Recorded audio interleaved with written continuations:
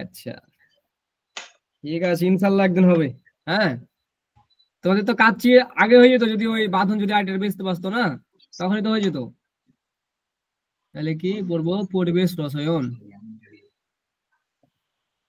পরিবেশ রসায়ন পড়বো। আর পড়বো, এটা ইংরেজি নাম হচ্ছে ইনভাইরনমেন্টাল। ভাইয়া আমাকে দিয়েন, হ্যাঁ আমাকে দিয়েন ইনভাইরনমেন্টাল কেমিস্ট্রি। কি দিব? আইডি? আইডির ভিডিওটা দিয়েন। আচ্ছা ঠিক আছে, তোমাকে আইডি, তোমাকে ইমেলটা দিয়ে দেবো, তুই সুন্দর করে আইডির ভিডিও করলি হতো। হ্যাঁ আচ্ছা ঠিক আছে, তাহলে পরিবেশ রসায়ন। তো আইডি নাই। আচ্ছা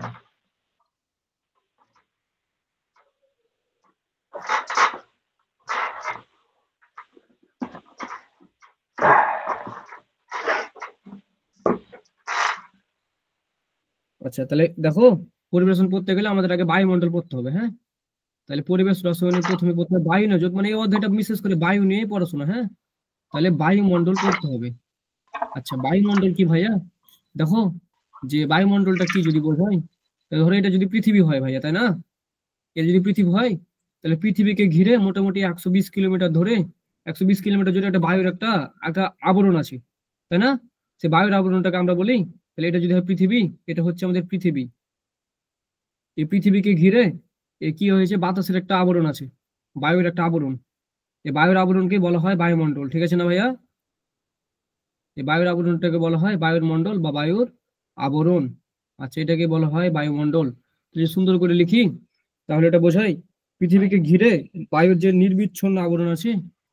তাহলে জীবনটা শেষ করে দিও তো, মেসেজ দিয়ে দেয়া দাঁড়াও।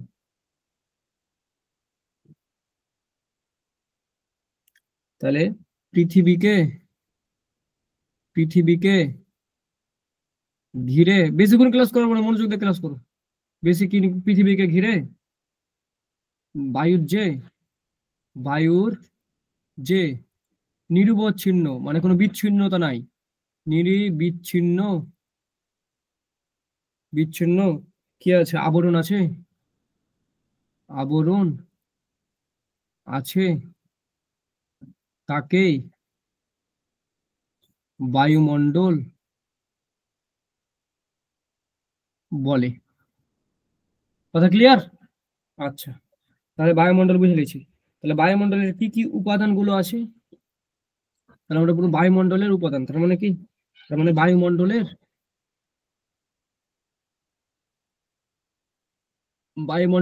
উপাদানগুলো। তো বায়ুমণ্ডলের উপাদান উপাদান আর বায়ুতে সেটা কত পার্সেন্ট করে আছে, তার মানে পরিমাণ। হ্যাঁ তাহলে আমরা যদি লিখি নাইট্রোজেন আছে বায়ুমণ্ডলে, তারপরে আছে কি অক্সিজেন আছে, তারপরে আর্গন আছে, তারপরে কার্বন ডাইঅক্সাইড আছে, আর বাকি যেগুলো আছে আদার্স, এগুলো আমরা হিসাব করি। হ্যাঁ আচ্ছা তাহলে নাইট্রোজেন আছে মোটামুটি, এটা আছে মোটামুটি 78.01% মতো আছে। অক্সিজেন আছে তোমার 20.71% আছে। আর্গন আছে খুবই কম, সেটা কত? 0.80% আছে। আমরা সবাই জানি কার্বন ডাইঅক্সাইড কত আছে? 0.03% আছে। তাহলে আদার্স কত থাকবে? মোটামুটি তোমার 0.45%-এর মতো আছে। এটা যোগ করলে তাহলে আমরা পেয়ে যাবো যে 100। তার মানে বায়ুমণ্ডলের উপাদানগুলোর মধ্যে নাইট্রোজেন মেন, নাইট্রোজেন প্রধান, অক্সিজেন, নাইট্রোজেন সবচেয়ে বেশি আছে, তারপরে আছে অক্সিজেন, তারপরে আর্গন, তারপরে কার্বন ডাইঅক্সাইড, তারপরে বাকিগুলো। তো নাইট্রোজেনের শতকরা পরিমাণ কত আছে বায়ুমণ্ডলে মনে রাখতে হবে, ইম্পর্টেন্ট, সবই ইম্পর্টেন্ট। হচ্ছে ব্যাপার। তাহলে বায়ুমণ্ডলের উপাদানগুলো আমরা শিখে গেছি। এখন তোমার এই বায়ুমণ্ডল যদি যেটা আছে, ধরো এটা যদি পৃথিবী হয়। আচ্ছা এটা কি করলাম রে?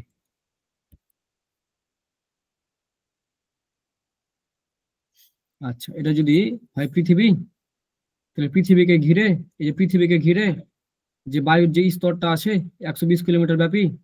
হ্যাঁ 120 কিলোমিটারের মতো হয় এটা। হ্যাঁ তাহলে এটা হয় 120 কিলোমিটার, 120 কিলোমিটার, হ্যাঁ, বাতাসের উপরে। তাহলে এই 120 কিলোমিটারটাকে বায়ুমণ্ডলটাকে 4টি ভাগে ভাগ করা হয়েছে, 4টি ভাগে ভাগ করা হয়েছে। আচ্ছা, 4টি ভাগ কি কি? তাহলে বায়ুমণ্ডলকে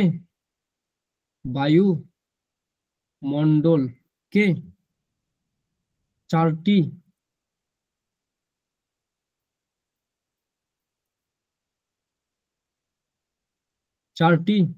বায়ুর স্তরে ভাগ করা হয়েছে। সেগুলো কি কি ভাইয়া? প্রথম স্তরটার নাম হচ্ছে কি বলতে, ওকে বলতে পারবা? ট্রপোস্ফিয়ার। প্রথম নাম হচ্ছে ট্রপোস, আর এই যে ফিয়ার, তাহলে প্রথম স্তরটার নাম হচ্ছে ট্রপোস্ফিয়ার। তাহলে দ্বিতীয় স্তরটার নাম হচ্ছে স্ট্র্যাটোস্ফিয়ার। হ্যাঁ, ভালো করে মনে রাখবা, স্ট্র্যাটোস্ফিয়ার। তাহলে তৃতীয় স্তরটার নাম হচ্ছে তোমার থার্মোস। এর আগে পড়েছো ভাই এগুলা কখনো? বলা যাবে না ভাইয়া। থার্মোস্ফিয়ার। আর 4 নম্বরে আমরা জানি যে কি আয়োনোস্ফিয়ার। কথা বোঝা গেছে? তাহলে এটা যদি আমরা ইংরেজিতে লিখি তাহলে কি হবে? ট্রপোস্ফিয়ার, টপো হলো, আর স্ফিয়ার মানে কি মন্ডল। স্ফিয়ার আকৃতিটা কেমন আকৃতি হয়? গোলাকার। তার মানে টপো গোলাকার। তাহলে স্ট্র্যাটোস্ফিয়ার, স্ট্র্যাটোস্ফিয়ার হলো হলো থার্মোস্ফিয়ার, লিখলাম থার্মো, আর স্ফিয়ার। তাহলে কাঞ্জা হল রে। তাহলে থার্মো স্ফিয়ার, আয়নোস্ফিয়ার তাহলে কি নো, আর স্ফিয়ার। তাহলে হ্যাঁ, এই যে স্ফিয়ার, বইয়ে তো স্ফিয়ার আছে। তাহলে এগুলো হয়ে গেল আয়নোস্ফিয়ার। বা আয়নোস্ফিয়ারের আরেকটা নাম বলা হয়, আয়নোস্ফিয়ারকে আরেকটা নামে বলা হয় এক্সোস্ফিয়ার। কথা বোঝা গেছে? এক্সোস্ফিয়ার নামেও ডাকা হয়। হ্যাঁ, এক্সোস্ফিয়ারও বলা হয়। তাহলে এটাকে এক্সো স্ফিয়ার, তার মানে এক্সো এই যে স্ফিয়ারও বলা হয়। তাহলে এই ট্রপোস্ফিয়ার ভাইয়া বলো আমার মনে হয় মেসোস্ফিয়ার চলে গেল। হ্যাঁ, এই যে দেখো, আয়নোস্ফিয়ার, আয়নোস্ফিয়ার, এক্সোস্ফিয়ারকে মেসোস্ফিয়ারও বলা হয়। ঠিক আছে? তাহলে এটার মধ্যে পার্থক্য আছে। হ্যাঁ, আমি বুঝাই দেবো। তো এটাকে মেসোস্ফিয়ারও বলা হয়, মানে এগুলো সব ওর উপরে, তাহলে ওর নিচে লয়। কথা বোঝা গেছে? এগুলো হচ্ছে সব উপরে। কেন উপরে আমি এটা বুঝাই দিচ্ছি, তাহলে বুঝো। তাহলে দেখো, যে এই যে ট্রপোস্ফিয়ার, সেটা হচ্ছে বাতাস থেকে 0 থেকে 15 কিলোমিটারের মধ্যে হয়। তার মানে কি, এটা যদি পৃথিবী হয়, পৃথিবী থেকে যদি 15 কিলোমিটার মধ্যে যেতে পারি, তাহলে সেটিকের মধ্যে যে আবরণটা পড়ে সেটা কি ভাইয়া? ট্রপোস্ফিয়ার নাকি? তাহলে স্ট্রাটোস্ফিয়ার কি 15 থেকে 15 কিলোমিটার। হ্যাঁ, কি লিখেছি, কাম করি, ইরেজারটা লি, এই যে, তাহলে 15 কিলোমিটার পর্যন্ত। তাহলে এটা কি 15 কিলোমিটার থেকে 50 কিলোমিটার ব্যাপী, কিলোমিটার কিলোমিটার ব্যাপী যে স্তরণটা। তাহলে এই থার্মোস্ফিয়ার হবে 50 কিলোমিটার থেকে, আর বাকি 15 কিলোমিটার 85 কিলোমিটার, 85 কিলোমিটার ব্যাপী থাকে। আচ্ছা, আর আয়নোস্ফিয়ার তাহলে কি, বাকি আয়নোস্ফিয়ার হচ্ছে তোমার, বা থার্মোস্ফিয়ার, এটা হচ্ছে 85 কিলোমিটার থেকে বাকি যে আছে, তাহলে মোটামুটি 500 কিলোমিটার যদি আমরা ধরি, তাহলে 500 কিলোমিটার বাকি। আর 500 কিলোমিটার পরে যেটা থাকে সেটা হচ্ছে আলাদা কথা। এই হচ্ছে ব্যাপার। তাহলে আমরা আগে ঠিক বুঝবো, আগে গেলে বুঝো, এগুলো পরের কথা। হ্যাঁ, তার মানে ট্রপোস্ফিয়ার কি জিনিস, স্ট্র্যাটোস্ফিয়ার কি জিনিস, আর থার্মোস্ফিয়ার কি জিনিস। হ্যাঁ, তাহলে ট্রপোস্ফিয়ার একটু আলোচনা করি। দেখো, যে ট্রপোস্ফিয়ার, তাই না ভাইয়া? তাহলে আমরা আলোচনা করবো ট্রপোস্ফিয়ার নাকি? আচ্ছা, ট্রপোস্ফিয়ারটা কি, মানে কি, বায়ুমণ্ডলের কি ভাইয়া, সবচেয়ে নিচের স্তর। কথা বোঝা গেছে? প্রথম কথা এটা। আচ্ছা, তাহলে আরেকটা কথা হচ্ছে কি, এই স্তরটি 15 কিলোমিটার পর্যন্ত ব্যাপ্তি। বুঝলাম। তার মানে কি, এই স্তরটা আমাদের 15 কিলোমিটার, মানে বাতাস থেকে 15 কিলোমিটার মধ্যে কি কি ঘটে, যত রকমের ঝড় ঝঞ্ঝা, হ্যাঁ, এগুলো ঘটে। তার মানে এটা সবচেয়ে নিচের স্তর। এই স্তরেই তোমার জলীয় বাষ্প, যে জলীয় বাষ্পগুলো আমরা দেখতে পাই বা দেখতে পাচ্ছি, তারপর ধূলিকণা, ধূলিকণা, হ্যাঁ, তারপর হচ্ছে মেঘ, তারপর হচ্ছে নাইট্রোজেন, অক্সিজেন, কার্বন ডাইঅক্সাইড ইত্যাদি থাকে। তাহলে এগুলো হচ্ছে বায়ুর উপাদানগুলো থাকে এই ট্রপোস্ফিয়ারে। যেহেতু কি এটা যদি পৃথিবী হয়, পৃথিবী থেকে মাত্র 15 কিলোমিটারের মধ্যে এই স্তরটা আছে। কথাটা বুঝে গেলে এই স্তরটা এটা হচ্ছে এখানে। আচ্ছা, দ্বিতীয় কথা আমরা কি বলতে পারি, যে এই স্তরের তাপমাত্রা পানি চক্র নিয়ন্ত্রণ করে। তাহলে এই স্তরটি কি করে, তোমার ভূপৃষ্ঠের কি করে, তোমার তাপমাত্রা ও পানির চক্র নিয়ন্ত্রণ করে। আচ্ছা, আর এটাতে সাথে এটার একটা কথা বলা হয়, চমৎকার কথা। এর চমৎকার কথা হচ্ছে যে এই স্তরে, চমৎকার কথাটা হচ্ছে এই স্তরে যতই উপরে নিচ থেকে যতই উপরে যাবা, সবচেয়ে ইম্পর্টেন্ট কথা, যতই উপরে যাবা তাপমাত্রা কমতেই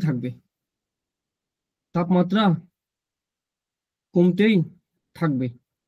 হ্যাঁ, আচ্ছা, তাহলে এই কথাটার মানে কি বলছে, যে দেখো এটা যদি আমাদের পৃথিবী পৃষ্ঠ হয়, ধরো আমি যদি আরেকটা আঁকি, তাহলে এটা যদি আমাদের পৃথিবীর পৃষ্ঠ, তার মানে এই জায়গাটা এটাকে আর বড় করব।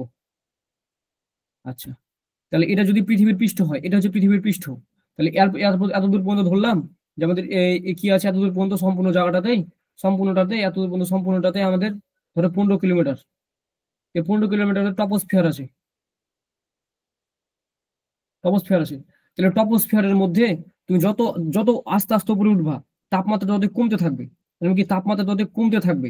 হ্যাঁ, তাপমাত্রা যদি কমতে থাকে, তাহলে আমরা যত উপরে যাব তাপমাত্রা কমাটাই স্বাভাবিক, তাহলে কমাটাকে স্বাভাবিক ধরে নিলে, তাপমাত্রা যেহেতু কমছে, এ কারণে তাপমাত্রা কমার এই পরিবর্তনটাকে এখানে বলা হয় positive positive positive lapse rate বলা হয়। ঠিক আছে, তাপমাত্রা কমাটাই স্বাভাবিক, এই কারণে এটাকে পজিটিভ ধরা হয়। ক্লিয়ার? এটাকে পজিটিভ ল্যাপস রেট বলে। কথা ক্লিয়ার? যত তাপমাত্রা কমছে যেতে যেতে, এই কারণে এই এই স্তরটাকে বলা হয়, এই স্তরের তাপমাত্রা নিচ থেকে যত উপরে যাব তাপমাত্রা তত কমতে থাকবে, তার কারণে এটাকে বলা হয় পজিটিভ ল্যাপস রেট। হ্যাঁ, আচ্ছা, আর যত রকমের তোমার ঝড় ঝঞ্ঝা, হ্যাঁ, কালবৈশাখী যা কিছু হয় এই ট্রপোস্ফিয়ারে হয়। তাহলে ট্রপোস্ফিয়ারে তোমার এই ঝড়,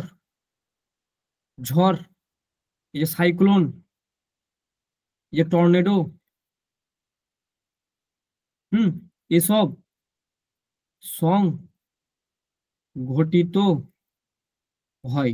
হ্যাঁ, তার মানে টপোস্ফিয়ার যেহেতু বায়ুমণ্ডলের সবচেয়ে নিচের স্তর এবং 15 কিলোমিটার কিন্তু অনেক, তার মানে এটার মধ্যে কি বিমান চলাচল করে, মানে নর্মাল উড়োজাহাজগুলো চলাচল করে। হ্যাঁ, তারপর হচ্ছে তোমার এখানে এই বায়ুমণ্ডলের সবচেয়ে নিচের স্তর 15 কিলোমিটার পর্যন্ত বিস্তৃত, এখানে জলীয় বাষ্প, ধূলিকণা, মেঘ এগুলো থাকে। এসব ভূপৃষ্ঠের তাপমাত্রা পানির চক্র নিয়ন্ত্রণ করে। এসব যতই তুমি নিচ থেকে উপরে যাবা তাপমাত্রা কমতে থাকবে, যেহেতু তাপমাত্রা কমাটাই স্বাভাবিক যত উপরে যাবো, এই কারণে এটাকে পজিটিভ ল্যাপস রেট বলা হয়। আর এই স্তরে ঝড়, সাইক্লোন, টুর্নিঝড় এসব সংঘটিত হয়। তাহলে টপোস্ফিয়ার নিয়ে আর কারো প্রশ্ন আছে? না। আচ্ছা, তাহলে আমরা যাবো স্ট্র্যাটোস্ফিয়ার। আমি যেও পরে দিচ্ছি ও পড়ো, তোমাদের বই পড়তে হবে না, ঠিক আছে? আচ্ছা, তাহলে স্ট্র্যাটোস্ফিয়ার কি? স্ট্র্যাটোস্ফিয়ার হচ্ছে এই স্তরটি বায়ুমণ্ডলের দ্বিতীয় স্তর, তাই না ভাইয়া? এই স্তরটি বায়ুমণ্ডলের দ্বিতীয় স্তর, তার মানে কি সেকেন্ড স্তর। তাই যদি হয়, তাহলে এই স্তরটি কত? এই স্তরটি 15 কিলোমিটার থেকে, মানে 15 কিলোমিটার উপর থেকে কি 50 কিলোমিটার পর্যন্ত বিস্তৃত। ভালো কথা। তাই যদি হয়, তাহলে এটা যদি 15 কিলোমিটার পর্যন্ত বিস্তৃত হয়, তাহলে এখানে কি আছে ভাইয়া, এই আবহাওয়াটা কি হয়, এটা সবচেয়ে শান্ত থাকে, মানে এইটা সবচেয়ে শান্ত থাকে, সবচেয়ে শান্ত অবস্থায় থাকে। এই স্ট্র্যাটোস্ফিয়ার সবচেয়ে শান্ত হচ্ছে, এটা শান্ত অবস্থায় থাকে। হ্যাঁ, আর এটাতে জলীয় বাষ্প একবারই নাই। কি নাই? তাহলে জলীয় বাষ্প নাই, একদমই নাই। এই স্তরে জলীয় বাষ্প থাকে না, জলীয় বাষ্প একদমই থাকে না। আর আরেকটা কথা হচ্ছে যে তোমার এই স্তরটিতে ওজোন গ্যাস আছে 90%, তোমার হচ্ছে যে ওজোন গ্যাস থাকে এই স্তরে, 90% ওজোন গ্যাস থাকে। ওজোন কি O3 গ্যাস থাকে। আচ্ছা আচ্ছা। আর আরেকটা কথা হচ্ছে তোমার উচ্চতা বাড়ার সাথে সাথে তাপমাত্রা বাড়তে থাকে। তাহলে এই স্তরে ফির আবার উচ্চতা বাড়ার সাথে সাথে তাপমাত্রা বাড়তে থাকে, বাড়তে থাকে। এ কারণে এটাকে বলা হয় কি, তাপমাত্রা বাড়ছে মানে তাপমাত্রা কমার বিপরীত, এই কারণে এটাকে বলা হয় নেগেটিভ ল্যাপ স্টেট। তাপমাত্রা কমার এই এই কাহিনীটাকে বলা হয় নেগেটিভ ল্যাপস রেট। কথা বোঝা গেছে? মানে কি তাপমাত্রা বাড়ছে, এটা এটা এটা ভুল কথা। তাপমাত্রা বাড়ছে মানে এটা মানতে পারি না আমি, তাপমাত্রা কমবে এটা মানতে পারি, তার তাপমাত্রা বেড়ে যাচ্ছে তার মানে কি নেগেটিভ। হ্যাঁ। আরেকটা মজার কথা কি, আমি যদি বলি এই যে অক্সিজেন গ্যাসটা আছে না, এই স্ট্রাটোস্ফিয়ারে ধূলিকণা অনেক কিছুর সাথে মিলামিশি হয়ে তোমার হচ্ছে ও অক্সিজেন গ্যাসটা ওতে পরিণত হয়।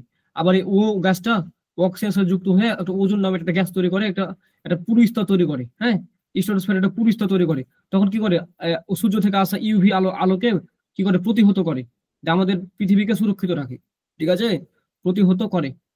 যে ধর আমাদের আমরা আগে থেকে জানছি যে ওজোন স্তর আমাদের পৃথিবীকে ইভি কে প্রতিহত করে। ইভি কে প্রতিহত করলে কি হবে, এই স্তরটা তখন কি করে পৃথিবীর মানুষকে, জীব জন্তুকে, গাছপালাকে রক্ষা করে ওজোন স্তর। ঠিক আছে, এই হচ্ছে ব্যাপার। তাহলে সিম্পল কথাবার্তায় আলো ভালো করে পড়বো, টেনশন নাই। তাহলে স্ট্রাটোস্ফিয়ার যদি বুঝে থাকো তাহলে বাকি থাকে কি, thermosphere, thermos mesosphere. Thermosphere mesosphere লেখা আছে।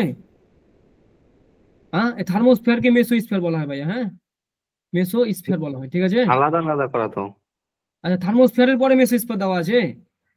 না, মেসোস্ফিয়ার তৃতীয় আর থার্মোস্ফিয়ার চতুর্থ। আচ্ছা, তাই করলাম। আমরা এটাকে কিভাবে মনে রাখি জানো? আমরা এটা কিভাবে মনে রাখি দেখো, আমরা এটা কিভাবে মনে রাখি জানো? এই যে ট্রাস্ট, এই যে ট্রাস্ট আর এই যে মাথা, তুমি যেটা বলছো, তাহলে টপোস্ফিয়ার, হুম। টপোস্ফিয়ার আমি এটা জানি, আমি এটা জানি, তুমি যেটা বলছো সেটা আমি জানি। তাহলে টপোস্ফিয়ার, তারপরে কি দন্ত শব্দ হচ্ছে স্ট্রাটোস্ফিয়ার। কথা বুঝছো? ইস স্ট্রাটোস্ফিয়ার, তার মানে কি মতে হচ্ছে মেসোস্ফিয়ার, মেসো স্ফিয়ার, আর কি থতে হচ্ছে থার্মোস্ফিয়ার, তাই না ভাইয়া? এটা তুমি বলতে চাচ্ছ, তাই না? আমি ঠিক বললাম? আচ্ছা, এই হচ্ছে ব্যাপার। হ্যাঁ, তাহলে এই যে এই থার্মোস্ফিয়ারের বৈশিষ্ট্য কি, আবার নেগেটিভ। তার মানে কি, এখন কি তাপমাত্রা উচ্চতা বাড়ার সাথে সাথে উচ্চতা উচ্চতা যত বাড়তে আছে, মানে 85 থেকে 500 কিলোমিটার মধ্যে উচ্চতা যতই বাড়তে আছে, এছাড়া এছাড়া বল বল বল এই মিল বাজার করে নিয়ে এসেছি, তো তোকে হিসাবটা দিতে হবে। আমি ক্লাস নিচ্ছি, কিছুক্ষণ পরে যাচ্ছি। ঠিক আছে। আচ্ছা, তাহলে উচ্চতা বাড়ার সাথে সাথে কি হয়, উচ্চতা বাড়ার সাথে সাথে তাপমাত্রা আবার কমতে থাকে, কমতে থাকে। এই কারণে এটাকে বলা হয়, এটা তো পজিটিভ ল্যাপস রেট ঘটে, সিম্পল কথা। হ্যাঁ, এটা তো আবার পজিটিভ ল্যাপস রেট। ঠিক আছে, ল্যাপস রেট। তারপরে আবার কি হয়, এই যে একটা থার্মোস্ফিয়ার, এই থার্মোস্ফিয়ার আবার কি হয়, থার্মোস্ফিয়ারে কি হয় তোমার, থার্মোস্ফিয়ারে যাওয়ার পরে কি হবে, আবার উচ্চতা বাড়ার সাথে সাথে তাপমাত্রা আবার বাড়তে থাকবে, মানে কমতে থাকবে, আর বাড়বে না। এবার তাপমাত্রা কমতে থাকবে, তাহলে এটা হচ্ছে আবার কি, কমতে, যদি কমছে তার মানে এটা মানতে পারছি না, এটা নেগেটিভ ল্যাপস রেট থাকে। Negative lapse rate. Lapse rate মানে বুঝছো, মানে তাপমাত্রা উপরে গেলে কমবে, এটাই হচ্ছে ভালো কথা, মেইন কথা। তাহলে পজিটিভ, তাহলে এটা নেগেটিভ ল্যাপস রেট। ঠিক আছে। তাহলে এই আমাদের স্তর নিয়ে প্রথমত তোমার দুইটা খুবই ইম্পর্টেন্ট, এই দুইটা, যে প্রথম দুইটা, সেখানে প্রথম দুটোকে ভালো করে লিখে লিখে পড়ে দিয়েছি। আর বাকিটা বই থেকে ইচ্ছে হলে পড়বা, খুব একটা আসে না, মানে পরীক্ষাতে আসবে না, অ্যাডমিশনে গেলে তখন ইম্পর্টেন্ট হতে পারে। হ্যাঁ, এ হচ্ছে এগুলার ব্যাপার। তাহলে আমরা এই অধ্যায়ের কাহিনীতে চলে যাব বায়ু নিয়ে, মানে আদর্শ গ্যাস। আদর্শ গ্যাস মানে কি, আদর্শ গ্যাস মানে হচ্ছে যে সেই গ্যাস যেটা হচ্ছে তোমার তাপমাত্রা বাড়ার সাথে আয়তন বাড়ে, এগুলো হচ্ছে আদর্শ গ্যাসের হয় নিয়মিত ভাবে। আর যেটা আদর্শ গ্যাস না হলে অনিয়মিত ভাবে হবে। হ্যাঁ, তাহলে সুন্দর করে আমি বলে দেবো, টেনশন নাই। তাহলে আদর্শ গ্যাসের তোমার হচ্ছে যে আদর্শ গ্যাসের কি বলে, আমরা বিভিন্ন সমীকরণ আগে শিখবো, তারপরে তখন আমরা বুঝবো যে কেন এটাকে আদর্শ গ্যাস আমরা বলছি। হ্যাঁ, তো এটা আমরা শিখবো।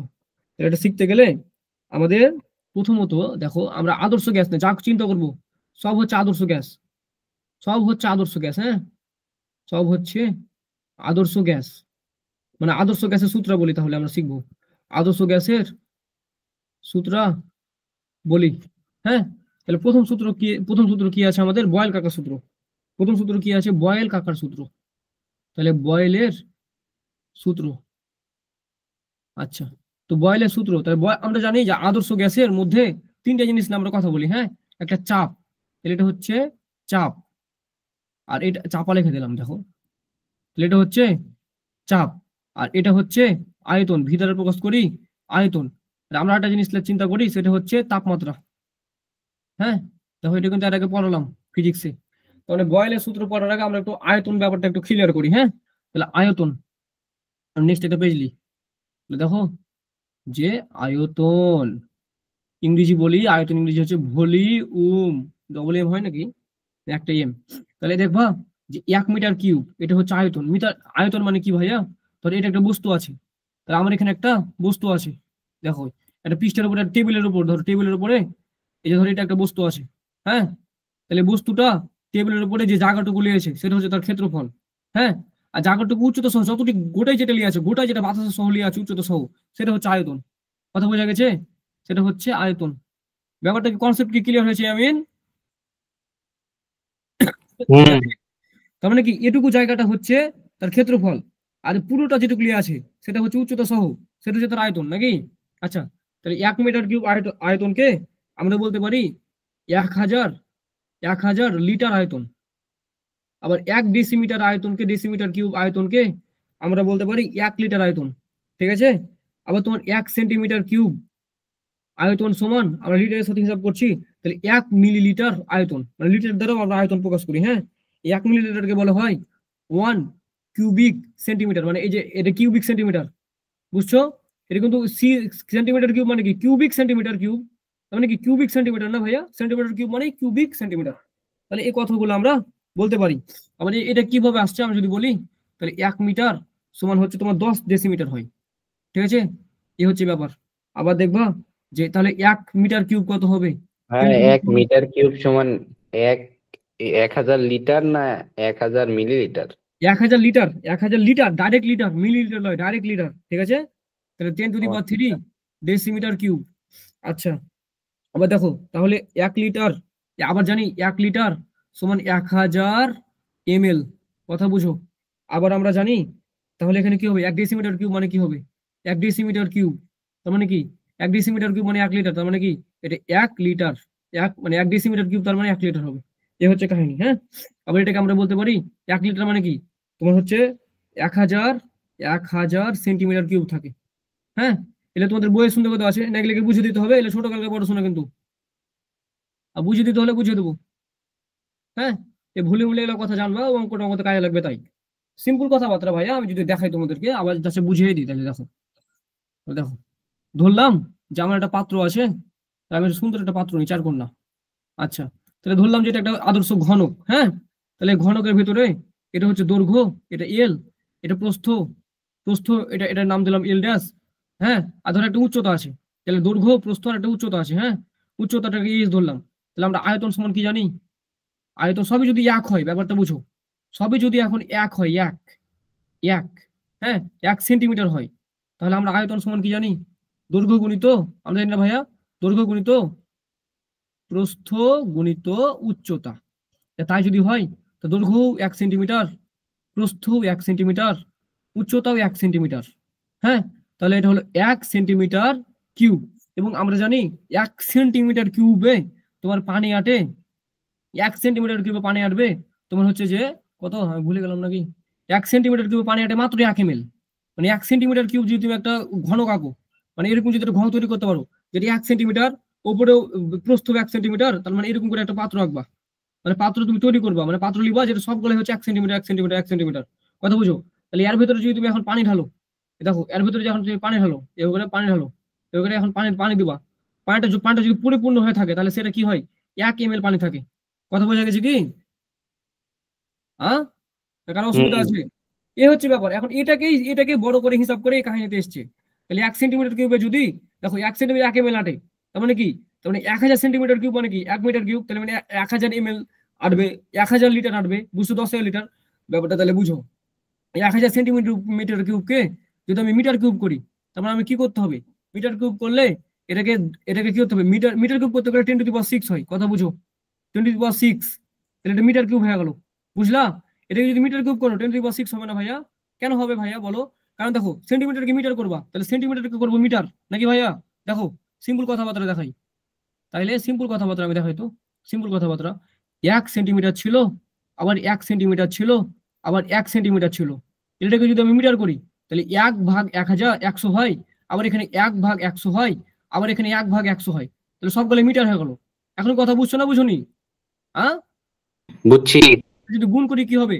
6টা শূন্য হয় না, হয় না নিচে? হয়, 6টা শূন্য হয়, 6টা শূন্য হলো, আর নিচে ওপরে, তার মানে কি এটাকে কি বলবো? 10⁻⁻6 বলতে পারবো না মিটার কিউবে? পারবো? 1 সেন্টিমিটার কিউব মানে 10⁻⁶ মিটার কিউব। আচ্ছা, এটা যদি বলতে পারি তাহলে তাহলে 10⁻⁶ মিটার কিউবে কত আসবে? তাহলে 1 ml আসতো, তার মানে কি হবে উড়ো দিকে, তাহলে 1 মিটার কিউবে কত আসবে? 1 মিটার কিউব আসবে, তাহলে কি 10⁻⁶ ml।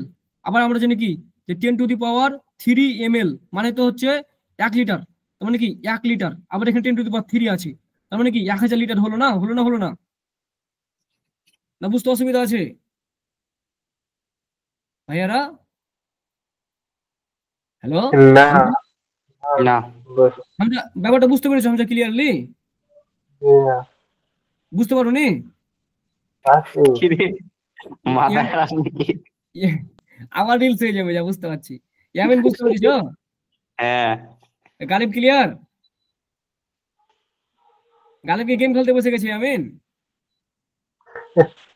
গালিব ভালো জানে। গালিব ভালো, তার মানে আমি দাল মে কুছ কালা হ্যাঁ, আমি বুঝেছি। মারা মারা তো খাবে ওই, আমার তো ক্ষতি নাই নাকি? বাপকে জানাবো, তাহলে এটা হচ্ছে এই ব্যাপার।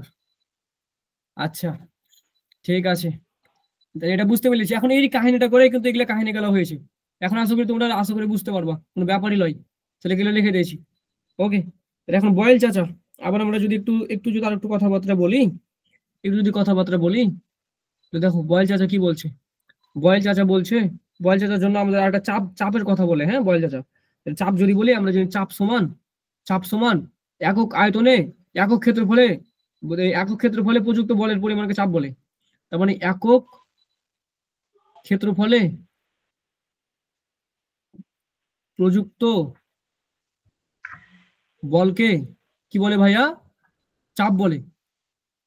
চাপ বলে, অর্থাৎ একক ক্ষেত্রফলে আমি যে বলটা দিচ্ছি সেটা হচ্ছে চাপ নাকি? এ হচ্ছে কাহিনী। আচ্ছা, তাই যদি হয়, খুব ভালো কথা, তাই যদি হয় তাহলে আমরা বলতে পারি যে এই চাপের একক আমরা কি কি বলতে পারি? নিউটন পার মিটার স্কোয়ার, কারণ বলের একক নিউটন আর এটা মিটার স্কোয়ার। আবার এই নিউটন পার মিটার স্কোয়ার আমরা প্যাসকেলও বলি, আবার এটাকে অ্যাটমসফিয়ারও বলি। তাহলে অ্যাটমসফিয়ার মানে কি হবে? তাহলে 1 অ্যাটমসফিয়ার মানে তোমার হচ্ছে 76, হ্যাঁ 76 সেন্টিমিটার পারদ যে চাপটা দেয়, তাহলে 76 সেন্টিমিটার পারদ চাপ, এটাকে বলা হয় 76 সেন্টিমিটার পারদ চাপ, মানে 76 সেন্টিমিটার পারদ যে চাপটা দেয়। হ্যাঁ, তো আমরা এটাকে কি বলতে পারি, আরো কি বলতে পারি? আরো আরো বলতে পারি কি 76 সেন্টিমিটারকে যদি আমি ধরো মিলিমিটার করি, তাহলে 760 মিলিমিটার, 100 দিয়ে গুণ, 10 দিয়ে গুণ, তাহলে মিলিমিটার পারদ চাপ দেবে। আচ্ছা, এটাকে আমি আর কি ভাঙতে পারি? এটাকে আমি যদি প্যাসকেলে করি তাহলে মিলিমিটারকে প্যাসকেলে করবো, প্যাসকেলে করলে দেখা যাবে এটা 101 325, হ্যাঁ প্যাসকেল আসবে। বুঝো, প্যাসকেলটাকে কিন্তু আমি বলতে পারি নিউটন পার মিটার স্কয়ার, একই কথা। এটা বা তখন আমি যদি এটাকে ই করি তাহলে 101.325, তাহলে আমি 10⁻³ দিতে পারি, তাহলে 10⁻³ প্যাসকেল। তার মানে কি 1 মিটার 1 অ্যাটমসফিয়ার মানে হচ্ছে এটা 101.325 × 10⁻³ প্যাসকেল। কথা বোঝা গেছে? তাহলে আমরা প্যাসকেলের ব্যাপারটা বুঝলাম যে প্যাসকেল কেন বলি, এক অ্যাটমসফিয়ার চাপে, মানে 1 অ্যাটমসফিয়ার বাতাস চাপ মানে হচ্ছে 76 সেন্টিমিটার পারদ চাপ, আর 76 সেন্টিমিটার পারদ চাপ মানে হচ্ছে 101.325 × 10⁻³, বা আমরা এটাকে বলতে পারি 101.325 কিলো প্যাসকেল। হামজা বুঝেছো? হামজা ভাইয়া? জি ভাইয়া। আচ্ছা, তাহলে দেখো এখন আমরা করব, এত সুন্দর করে কে পড়াবে যে ভাই, এত ডিটেলসে কেউ পড়াবে না, মনে রাখবো। আরেকবার একটু দেখেন তো। হ্যাঁ, কি করছে আমাকে বলো তো সত্য করে ইয়ামিন, গালিব কি করছে? গালিব ভালো জানে ভাই, আমাকে কেন বলতেছেন? আরে ওয়াশরুমে গেছিলাম তো। আচ্ছা, তুমি ওয়াশরুমে গেছিলে, ওয়াশরুমে যাবা তুমি বলো না কেন? তুমি আর ইয়ামিন বলে একসাথে আসো। ভাই ভাই আজকে যদি ফোনে যাইতাম তে ফির কি আর বলি থাক, সেদিনকার মতন হতো। হ্যাঁ, ভালো হয়ে যাও, ভালো হয়ে যাও, বুঝলা, এখনো সময় আছে। আচ্ছা, তাহলে দেখো তোমাকে তো এবার স্পেশাল কেয়ার নেবো। এই গালিব প্রতিদিন তোমাকে পড়া ধরবো আমি 1 ঘন্টা করে। ঠিক আছে আচ্ছা সমস্যা নেই। তাহলে ভাইয়া দেখো যে আমরা এটা এটা কি করেছি ভাইয়া, দেখো আমরা জানি যে চাপ মানে হচ্ছে একক ক্ষেত্রফলে প্রযুক্ত বলকে, মানে একক ক্ষেত্রফল মানে নিচে একক ক্ষেত্রফলে প্রযুক্ত বলকে চাপ বলে। চাপে যদি একক বাইর করে নিউটন পার মিটার স্কয়ার হবে, তার মানে কি প্যাসকেল হবে। প্যাসকেলকে যদি অ্যাটমসফিয়ারে নিয়ে আসি তাহলে 101.325 প্যাসকেল হবে। কাহিনী শেষ, অত বোঝাতে পারবো না। বুঝেছো? হ্যাঁ জি ভাইয়া। আচ্ছা দেখেছো হামজারে কিছু তুমি বলতে পারো না? তাহলে আমরা পড়বো বয়েলের সূত্র। বয়েল চাচা দেখো, বয়েল বয়েল চাচার সূত্র, তার মানে বয়েল সূত্র সবগুলো কিসের উপরে হচ্ছে ভাইয়া? আদর্শ গ্যাসের উপরে। আদর্শ গ্যাসে এটা মানে, হ্যাঁ তার মানে আদর্শ গ্যাস না হলে মানবে না। তার মানে কি বয়েল বয়েল চাচা মানে কি, বয়েল দিতে গেলে কি দিতে হয় ভাইয়া? তাপ দিতে হয়। তার মানে ভাইয়া যদি আমি কোনো কিছু বয়েল করতে চাই তার মানে কি করতে হবে? তাপ দিতে হবে না ভাইয়া? তাহলে এটাকে আমরা বলি বয়লার্স বয়লার্স ল, বয়লার্স ল। ওকে, তার মানে কি তাপ দিতে হবে। তাপ দিতে গেলে কি, তার মানে কি তাপ স্থির। তার মানে এখানে কি স্থির ভাইয়া? তাপটা স্থির, মানে তাপের কোনো চেঞ্জ করব না। আচ্ছা তাই যদি করি তাহলে তাপ স্থির থাকলে, তাপ স্থির থাকলে নির্দিষ্ট ভরের কোন আদর্শ গ্যাসের তাহলে কি আমরা কি সম্পর্ক আছে দেখো, একটা চাপ, একটা আয়তন, একটা তাপমাত্রা, যেখানে কি তাপমাত্রাটা স্থির, তার মানে কি তাপমাত্রা স্থির না ভাইয়া? এটা আর একটু কাজ করি তো, এখানে একটা কাম করি। স্থির স্থির বলে থেকে কোন কাহিনী রে? আচ্ছা তাপমাত্রা স্থির, তাহলে কি তাপমাত্রা লিখি। তাপমাত্রা মানে তাপ বুঝায়। আচ্ছা তাপমাত্রা স্থির তার মানে কি, তাপ যদি স্থির থাকলে নির্দিষ্ট ভরে কোনো আদর্শ গ্যাসের, মানে আয়তন আর কিসের সম্পর্ক? চাপের সাথে সম্পর্ক। তাহলে আয়তনের সাথে সম্পর্ক, নির্দিষ্ট গ্যাসের আয়তন কি হবে? চাপের ব্যস্তানুপাতিক হবে। চাপের ব্যস্তানুপাতিক হবে। কথা বোঝা গেছে? এর অর্থ কি? এর অর্থ কি বুঝায়? এর অর্থ এটাই বুঝায় যে আয়তন যেটা আছে সেটা চাপের ব্যস্তানুপাতিক হবে। তাহলে আমি যদি একটা কাজ করি, পি আর ভি কে গুণ করি, তাহলে এটা হচ্ছে তোমার এটা হচ্ছে তোমার 1 এর ধ্রুবক। তাহলে আমি ধ্রুবক যদি উঠাই তাহলে P V is equal to ধ্রুবক, মানে 1 দিয়ে গুণ করলে ধ্রুবক। তাহলে আমরা এটাকে এরকম কাজ করতে পারি। আমি যদি এখন একটা কাজ করি, আমার ইচ্ছে হলো P1 V1 এটা সমান ধ্রুবক হবে। কথাটা বুঝো, যেটা আমি তখন বলতে পারিনি। P2 V2 এটাও তো ভাইয়া ধ্রুবক হবে, না হবে না? P3 V3 এই দুটো গুণ করলে ধ্রুবকই আসবে। হ্যাঁ কেন আসবে ধ্রুবক, কেন আসবে? এটা তো একটা প্রশ্ন হতে পারে যে কেন ধ্রুবক আসবে না ভাইয়া। আচ্ছা তো দেখো যে এটা পি মানে চাপ, তো চাপের একক কি? Newton per metre square. হ্যাঁ আর গ্যাসের একক কত? মিটার কিউব, তাই না ভাইয়া? তাহলে মিটার কিউব যদি নিই তাহলে এখান থেকে হয় নিউটন আর মিটার। নিউটন মিটার একটা হচ্ছে গ্যাসীয় ধ্রুবকের একটা এককের নাম, একক হয়। হ্যাঁ এই কারণে এটা হয়, এটা রাখলাম না এই কারণে। তাহলে আমি এখানে বলতে পারি P1 দুটো লিখবো, P1 V1 is equal to P2 V2। এটা থেকে আমরা পাই। এটাতে কারো কোনো অসুবিধা আছে এখন হামজা? না ভাইয়া। একদম ক্লিয়ার না ভাইয়া? পানির মতো ক্লিয়ার না? আচ্ছা তাহলে ভাইয়া এই যে দেখো এই ধ্রুবকটা, এই ধ্রুবকটাকে যদি আমরা বের করি তাহলে নিউটন মিটার পেয়েছিলাম না ভাইয়া? নিউটন মিটার পেয়েছিলাম না, পাইনি? তার মানে কেটা কি? আমি কেটা যদি ধ্রুবক ধরতাম, এটাকে যদি কে ধ্রুবকটাকে যদি কে ধরতাম তাহলে কেটা কি? পিভি না ভাইয়া? পিভি না? তাহলে পিভিটা একক কি পেলাম? নিউটন মিটার, এটা একক পেলাম। নিউটন মিটার এককটা কিসের একক হয় ভাইয়া? কাজের একক হয় না? এটা কাজের একক হয় না? না বুঝতে পারছো না? পারছি, তাহলে মনে কেন ছিল না এটা কাম। ভাইয়া ধর এখানে একটা বস্তু আছে, এই বস্তুটাকে আমি দিলাম, আচ্ছা আমি এভাবে করে দিব না, আমার স্টাইল আমি দেবো। আমি এখন আমার স্টাইলে মারবো। হ্যাঁ এটা হচ্ছে আচ্ছা এটাও দেখে ভালো লাগে না, দাঁড়াও আমার স্টাইলটা মারি। ওকে একটু ছোট করি, এটা ছোট করলাম। ধরো এখানে আছে এখন এই গ্যান্ডু লাল কালি নেবো। তাহলে এখানে আছে এখন এই যে, হ্যাঁ এখানে এখন কি আছে জানো? এখানে এখন আছে গালিব। হ্যাঁ এখন গালিব, এই যে গালিবের চোখ এঁকে দিলাম, আর গালিবের যে মুখ। গালিব একটা কিক মেরেছে, তাহলে একটা বল প্রয়োগ করেছে। কিক মেরেছে মানে কি? একটা বল প্রয়োগ করেছে। বল প্রয়োগ করে বলে এটা শো করে উড়ে যে এখানে এসছে, বুঝো? তাহলে এটা যদি উড়ে আসে তাহলে কি আমরা সরণটা হিসাব করি না কত দূর গেল সরণটা এস, তাহলে এসটাকে এস যদি থাকে তার মানে কি এফ এস, এটা হচ্ছে তার কাজ, কত কাজ করলো বল প্রয়োগ করে যতক্ষণ সরণ ঘটালো, এটা তার কাজ। তাহলে বলের একক কি নিউটন, সরণের একক কি মিটার, তাহলে কাজের একক হচ্ছে নিউটন মিটার। কথা কি ক্লিয়ার? হ্যাঁ, হুম। ওকে, এটাই বুঝলাম। হ্যাঁ, আচ্ছা, তাহলে আমরা বয়েলের সূত্র শিখে নিয়েছি। হ্যাঁ, তাহলে বয়েলের সূত্রের তোমার পিভি গ্রাফ কেমন হবে আমরা শিখে এসেছি আর আগেই। দেখো পিভি গ্রাফ যদি পি আর লি আর পি বিলি আর যদি ভিলি, তাহলে একটা কাজ করি, আমরা শিখে এসেছি আবার দেখাচ্ছি। তাহলে এরকম নিলাম। হ্যাঁ, তাহলে পিভি মানে কি, এখানে পিভিটা কি আছে গুণ আকারে আছে না ভাইয়া, তার মানে কি এরকম হবে গ্রাফটা, বুঝেছো? এই যে এরকম গ্রাফ হবে না, অর্ধবৃত্ত হবে, তাহলে এটাকে বলা হয় অর্ধবৃত্ত। এটা জেনে রাখো তাহলে হবে। এটা খুব সুন্দর করে বাম্পার করে করাবো, টেনশন নাই, যখন যাবো ধীরে ধীরে। হ্যাঁ, আবার তো এটুকু জেনে রাখো। ওকে, তাহলে এত কিছু করলেন ভাইয়া, বয়লের সূত্রে অঙ্ক করান। তাহলে বয়লের সূত্রে আমি অঙ্ক তুলে রেখেছি, টেনশন নাই।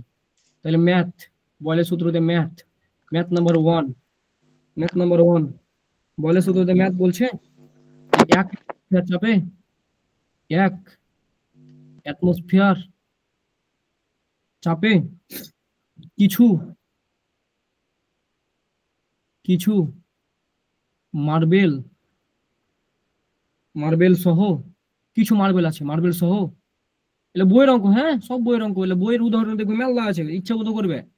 গ্যাসের আয়তন আয়তন 1.5 লিটার যদি হয়, আয়তন যদি 5 লিটার হয়, তাহলে 1 চাপে তোমার চাপটা দেওয়া আছে। হ্যাঁ, তাহলে 1 জায়গায় কিছু মার্বেল সহ গ্যাসের আয়তন দেওয়া আছে। হ্যাঁ, ঠিক আছে, ওকে। এখন তাপমাত্রা স্থির রাখলে বলে দিয়েছে তাপমাত্রা স্থির, তার মানে তাপমাত্রা স্থির হলে কার সূত্র খাটবে ভাইয়া? তাপমাত্রা স্থির হলে কার সূত্র খাটবে? কেউ যে বলে না কথা, এই আমিন, হ্যাঁ ভাইয়া, তাপমাত্রা যদি স্থির রাখি তাহলে কার সূত্র খাটবে? তাপমাত্রা স্থির থাকলে আর নির্দিষ্ট ভর থাকলে বয়েলের সূত্র। হ্যাঁ, তার মানে বয়েলের সূত্র খাটবে, তাই না ভাইয়া? বয়েল চাচা, মানে বয়েলের সূত্র খাটবে, তার মানে কি চাপের সাথে আয়তনের সম্পর্ক হবে, তাই না ভাইয়া? এ হচ্ছে কাহিনী। তাহলে 60%, 65% যদি চাপ বাড়াই, তাহলে 65% চাপ বাড়ালে, চাপটাকে বাড়ালাম 65%, হ্যাঁ, বাড়ালে আয়তন আয়তন আয়তন তোমার হচ্ছে আয়তন চেঞ্জ হয়ে গেছে, 1.2 লিটার হয়। আচ্ছা, এটা কি সিলেট বোর্ডের কোশ্চেন ছিল? সিলেট বোর্ডের কোশ্চেন তো মারাত্মক হচ্ছে দেখছি। মার্বেল গুলোর মার্বেল গুলোর আয়তন কত? আয়তন কত মানে মার্বেলের আয়তন। হ্যাঁ, আচ্ছা, ভালো কথা, খুব ভালো কথা, ঠিক আছে। তাহলে এখানে বলছে যে প্রথমে ধরো মার্বেল আছে, মার্বেলের কিছু মার্বেলের আয়তন আছে 1.5, তাই না ভাইয়া? তাহলে গ্যাসের আয়তন, মার্বেল সহ গ্যাসের আয়তন, তার মানে দেখো ভাইয়া, একটু যদি কাজ করি, তার মানে এখানে একটা বেলুন আছে। হ্যাঁ, এটা একটা বেলুন, এখন এই বেলুনের ভেতরে কিছু মার্বেল আছে। প্রথমে কঠিন অঙ্কটা তোমাদের হাতে পড়ে গেছে, দুঃখিত। তাহলে বেলুনের ভেতরে কিছু মার্বেল আছে। হ্যাঁ, তাহলে মার্বেল সহ তার মানে গ্যাসের একটা আয়তন আছে, মার্বেলের একটা আয়তন আছে, কথাটা বুঝো, তাই না ভাইয়া? তার মানে কি গ্যাসেরও একটা আয়তন আছে আর মার্বেলেরও একটা আয়তন আছে, এ হচ্ছে ব্যাপার। এখন বলছে যে তোমার এই গ্যাস সহ মার্বেল সহ গ্যাসের আয়তন দেওয়া আছে, মার্বেল সহ গ্যাসের আয়তন, তার মানে গ্যাসের আয়তন আমরা হিসাব করবো, মার্বেল আয়তনটা বাদ, তার মানে গ্যাসের আয়তন কত হবে? তার মানে এটা বোঝাচ্ছে যে কি মার্বেল সহ গ্যাসের আয়তন। দেখো লেখা আছে মার্বেল সহ গ্যাসের আয়তন, কিন্তু আমরা মার্বেল সহ করি না, আমরা খালি গ্যাস নিয়ে পড়াশোনা করেছি। তার মানে কি এটা গ্যাস, তার মানে শুধু গ্যাসের আয়তন, মার্বেল সহ গ্যাসের আয়তন 1.5 যদি হয় লিটার হয়, তো শুধু গ্যাসের আয়তন কত হবে? গ্যাসের আয়তন হবে তোমার 1.5 লিটার বিয়োগ মার্বেলের আয়তন, তাই না ভাইয়া? এখানে কি কোনো ঝামেলা আছে? কে? ও হ্যাঁ, যাবো আর একটু রুমে বস, আর বেশিক্ষণ লাগবে না, আয় আয় আয়। দেখো এটা হচ্ছে গ্যাসের আয়তন না ভাইয়া? তাহলে মার্বেলের আয়তনটাকে আমি ধরে নিলাম ভি, তাহলে 1.5 মাইনাস ভি, এটা হচ্ছে গ্যাসের আয়তন।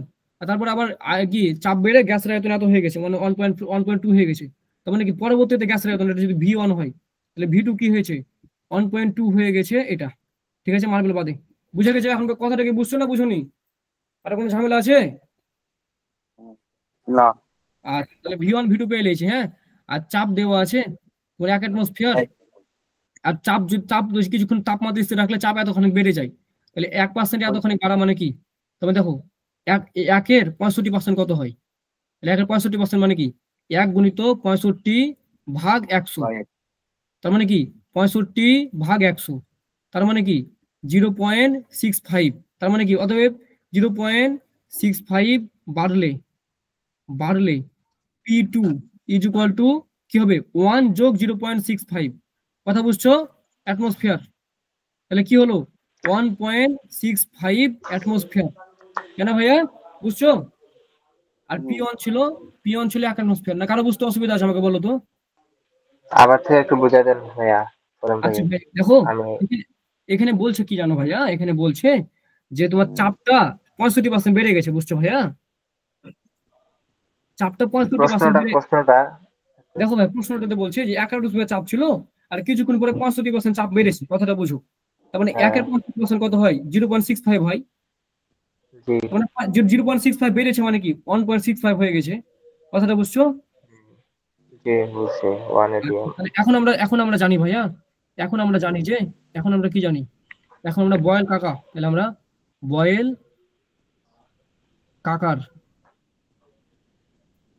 সূত্র হতে জানি P1 V1 is equal to P2 V2। তোমাদের হাতে আগে কঠিন কোশ্চেনটা পড়ে গেছে, আমি খুব দুঃখিত। তাহলে P1 কত?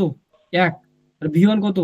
1.5 বিয়োগ V, আর P2 কত? তোমার 1.65 1.5 into 1.2 minus 2 মাইনাস ভি, তাই না ভাইয়া? আচ্ছা তাহলে এখানে কি থাকে 1.5 মাইনাস ভি, আর এখানে থাকে 1.65 ইন্টু 1.2, আর এখানে থাকে মাইনাস 1.65 ভি, তাই না ভাইয়া? 65 না 0.65? বলো বলো বলো। 0.65 না 1.65? 1.65 হয় না, এটা খেপারে। এটা হচ্ছে 0.65 বের হয়েছে, তাহলে বের হয়ে গেলে মোট কত হলো? 1.65 হলো না? ও হ্যাঁ হ্যাঁ। এটা বেড়েছে।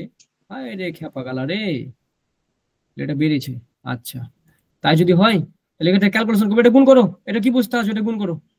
তাহলে 1.5 minus V is equal to, এটা গুণ করলে কত হচ্ছে জি ভাই?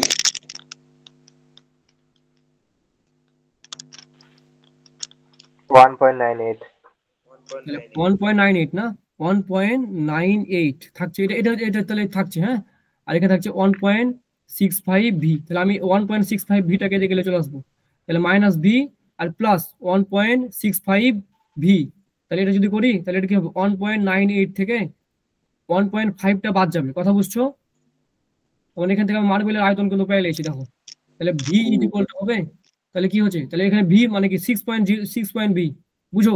যে দেখো 1.65 থেকে ভি বাদ দিলে কি হবে, শুধু 0.65 হবে না ভাইয়া? 0.65। ভি ইজ ইকুয়াল টু, এটা বিয়োগ করলে কত হচ্ছে ভাই? এটা বিয়োগ করলে 0.48।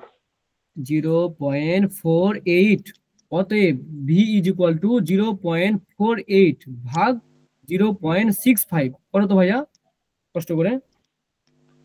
0.738। গুড, এটাই অ্যান্সার 0.73। এটা আয়তন না ভাইয়া, তাহলে লিটারে প্রকাশ করবো, তাহলে দ্যাটস দা মার্বেলের আয়তন।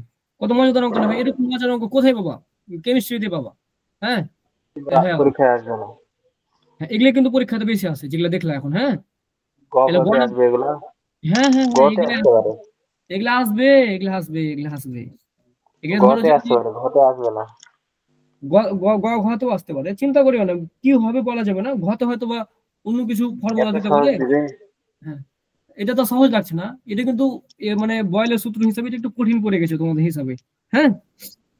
আচ্ছা তাহলে আচ্ছা আরেকটা অঙ্ক আছে আরো অঙ্ক তো মেলাতে করে রেখেছি আমি। আচ্ছা আরেকটা করে নাকি, আরেকটা করাই। আচ্ছা তাহলে ম্যাথ নাম্বার করে, তাহলে ম্যাথ নাম্বার 2 নম্বর ম্যাথে আজকে বুঝলা গালিবকে বাম্পার 2 ঘন্টা ধরে অঙ্ক করাচ্ছি, বহুপদী অ্যাটমসফিয়ার তাহলে চাপে আরো কালকে করাবো। করছি না, কালকে পরের দিন নাকি? হুম, কালকে আর হবে না ভাইয়া, কালকে আমি পড়াশোনা করবো, কালকে ছুটি বুঝলা সবারই, হ্যাঁ। একবারে পরশু দিন কঠিন পড়াশোনা হবে, যাক, আলহামদুলিল্লাহ। 27 ডিগ্রি সেলসিয়াস। মানে কালকে আমার পরীক্ষা, তো কালকে সারাদিন পড়বো। মানে পরশু পরীক্ষা, কালকে না। তাহলে পরশু দিন যখন আমি তোমাদের আবার অফলাইনে যাব তখন আমার পড়াতে শুরু করে দেবো। একটি সিলিন্ডার 60°C তাপমাত্রার একটি সিলিন্ডার 10 অ্যাটমসফিয়ার চাপে 50 লিটার হাইড্রোজেন 50 চাপে 50 লিটার হাইড্রোজেন গ্যাস আছে। আচ্ছা, চাপে হাইড্রোজেন গ্যাস আছে। আচ্ছা, H2 মানে হাইড্রোজেন গ্যাস, অত ডাইনিকা দরকার নাই। আচ্ছা, এই তাপমাত্রায়, এই একই তাপমাত্রা মানে কি স্থির তাপমাত্রা, তাই না ভাইয়া? একই তাপমাত্রায় বলে দিয়েছে, তার মানে স্থির তাপমাত্রা, তাপমাত্রা চেঞ্জ করলাম না। একই তাপমাত্রায় 2 লিটার আয়তনের আয়তনের কয়টি বেলুন, কয়টি বেলুন, বেলুন, হ্যাঁ, বেলুন গ্যাস দ্বারা ভর্তি করতে পারবো, ভর্তি করতে পারবো। আচ্ছা, তাহলে বলছে, আর এখানে আরেকটা কথা বলছে যে তোমার,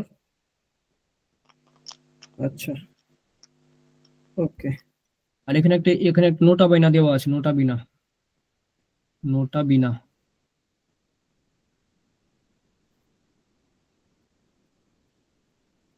এনবি দেওয়া আছে, এনবি বিশুদ্ধ দ্রষ্টব্যতে দেওয়া আছে 27°C তাপমাত্রায় বেলুনের অ্যাটমসফিয়ার হয় 2 অ্যাটমসফিয়ার, মানে চাপ হয় 2 অ্যাটমসফিয়ার। একবার ডাইরেক্ট লিখে দিলাম, হ্যাঁ, এই হচ্ছে ব্যাপার। চাপ মানে পি লিখে দিত সুন্দর করে, পি হয় এটা, হ্যাঁ। আচ্ছা, তাহলে দেখো ভাই, তাপমাত্রা স্থির, তার মানে সূত্র খাটবে বয়েল কাকার। তাহলে বয়েল কাকার সূত্র আমরা জানি, P1 V1 is equal to P2 V2, কাহিনী শেষ। এখানে P1 কত, তাহলে একটি সিলিন্ডারে এত অ্যাটমসফিয়ার চাপে আছে না, এখানে P1 কত 10, দেখো 10 অ্যাটমসফিয়ার, P1 হচ্ছে 10 অ্যাটমসফিয়ার, কথা বলে দিয়েছে, হ্যাঁ। এত এত এত চাপে আছে, আর এত লিটার গ্যাস আছে, V1 ও দেওয়া আছে, V1 50 লিটার দেওয়া আছে। এখন কি বলেছে, এখানে আয়তন বের করতে হবে না, তাহলে কয়টি আয়তন, তাহলে আয়তন বের করতে হবে। এখানে আবার বলছে P2 কত দেওয়া আছে, তাহলে P2 দেওয়া আছে 47°C তাপমাত্রায়, তার বেলুনের চাপ হয় 2, মানে বেলুন যেহেতু বের করবো তাহলে বেলুনের চাপটাও দেওয়া আছে 2 অ্যাটমসফিয়ার, কথাটা বুঝো। আর V2 এখন আমাকে বের করা লাগবে, তাই না ভাইয়া? মানে বেলুনের আয়তন বের করা লাগবে, কথা কি বুঝছো না বুঝো নাই? তাহলে বেলুনের আয়তন বের করার কোনো ব্যাপার, তাহলে V2 ইজ ইকুয়াল টু কি হবে, P1 V1 ভাগ P2, না কোনো ঝামেলা আছে? তাহলে P1 কত 10, V1 কত 50, P2 কত ভাইয়া 2, তাহলে খাচ্ছো তাহলে হবে 25, তার মানে কত হলো 250 লিটার। তার মানে বুঝো, তার মানে বেলুনের মোট, তার মানে বেলুনের মোট, দেখো বেলুনের মোট আয়তন কত হলো হামজা, 250 লিটার, কথা কি বুঝছো? জি ভাইয়া। তাহলে ভাই এখন বলছে দেখো যে 2 লিটারের কয়টা বেলুন তাহলে ভরতে পারবো, তুমি বলো তো আমাকে। 2 লিটারের যদি বেলুন হয় একটা, তাহলে এখানে মোট কয়টা বেলুন আছে 250 লিটারের মধ্যে? 125টা আছে না? 2 লিটারে, তাহলে হ্যাঁ সিম্পল কথা না, 250 ভাগ 2 টি, তাহলে কি 125টি। সিম্পল কথা যদি আমি বলি যে একটা বেলুনে যদি 2 লিটার লাই, তাহলে 250 লিটার কয়টা বেলুন নিবে, তাহলে 2 দিয়ে 250 কে ভাগ করলে 125টা বেলুন নিবে, তাই না ভাইয়া? এই হচ্ছে ব্যাপার। তাহলে আপাতত কেমিস্ট্রিটা ভাইয়া এখানে রাখলাম, হ্যাঁ, কিছু মনে করো না, যে আমি চেষ্টা করবো 3-4 দিনের মধ্যে শেষ করতে পারবো, কোনো চাপ নাই, হ্যাঁ, টেনা করাবো, ঘরে রাখবো, ঠিক আছে? আর আর বায়োলজিটা করার তো খুব উচিত ছিল, বায়োলজিটা তোমরা করলা না। আগে যদি আমি এমবি কিনতে পারি তাহলে বায়োলজিটা করাই দেবো, হ্যাঁ, ঠিক আছে? খরচ করার দরকার নেই। মানে ছেলে পেলে ছুটি পেলে যে ছোট ছেলের মতো ঘরে, এখনো বুঝে গেছে, বুঝতে পারলা? আচ্ছা ঠিক আছে, আল্লাহ হাফেজ, হ্যাঁ। ওকে।